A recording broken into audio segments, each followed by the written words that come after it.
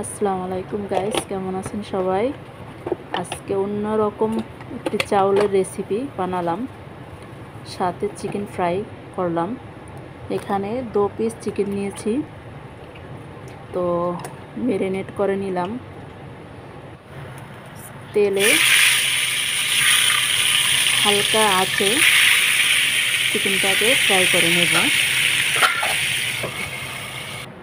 চিকেনটা রান্না করতে আধা ঘন্টা সময় লেগেছে আমার। চিকেনের পানি শুকানো পর্যন্ত ঢাকনা দিয়ে ঢেকে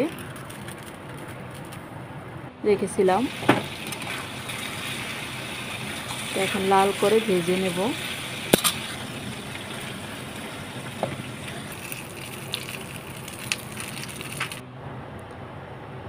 এখন একটি চাউল বানাবো। চাউলটা আগে সিদ্ধ করে নিয়েছিলাম। এখানে একটা কড়াইতে বাটার দিয়ে দিলাম। এখানে রসুন কুচি আর পেঁয়াজ কুচি, লেবু, হালকা লেবু কুচি দিয়ে হালকা করে লাল করে নেব পেঁয়াজটা। এখানে 2টো কাঁচামরিচও দিলাম।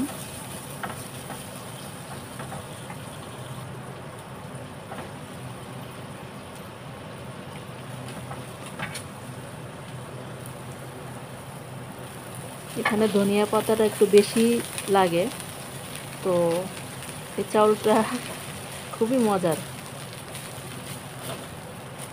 অন্যরকম একটা রেসিপি এটা। চাউলটা আগেই আমি সিদ্ধ করে রেখেছিলাম। এখানে বাসমতি চাউল নিয়েছি, তো উপরে একটু লেবুর রসও দিলাম। তো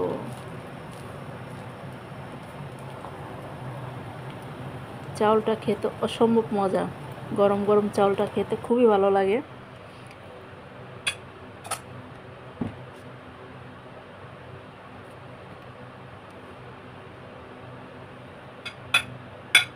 একটা প্লেটে সাজিয়ে নিলাম।